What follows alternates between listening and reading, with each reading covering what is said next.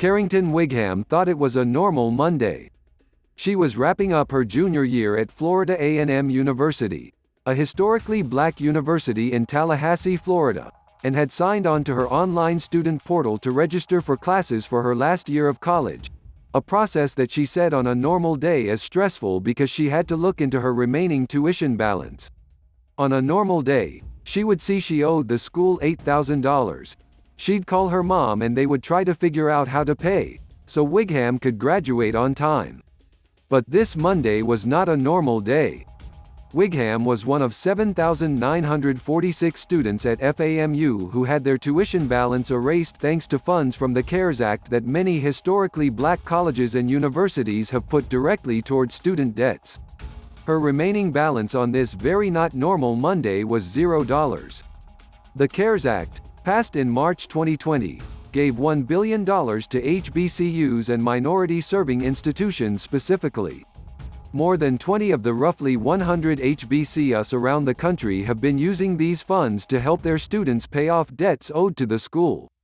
We started looking early on what we might do to support our students, Larry Robinson, president of Florida A&M University, told NPR.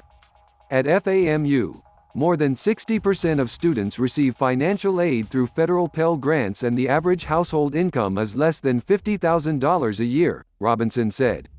Supporting students financially during the pandemic was a natural step. Walter Kimbrough, president of Dillard University, an HBCU in New Orleans, said the process of HBCUs applying the funds directly to students' bills also benefits the university. What you end up having happen is the students will drop out because they can't pay the debt that they owe. Then the school doesn't have that money that they budgeted for and that student might not come back, which lowers the graduation rate, Kimbrough told NPR. So for us, it makes a lot of sense because you can eliminate that debt so that the student can continue with their education and graduate, he said. It's a win for everybody in this situation. Low graduation rates, Kimbrough said, are a constant point of criticism toward HBCUs and the low rates are often directly tied to students not being able to afford their education. It is one of those challenges that money actually can fix it, he said.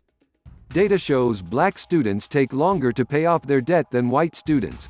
They are also more likely to default on their loans. Additionally, black graduates, on average, make less money than their white peers, even with a college degree.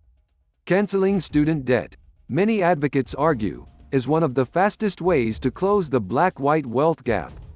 But Kimbrough also points out that for some HBCU students, having their tuition balances forgiven by their school isn't necessarily related to the burden black students face in paying off their student debt after graduation.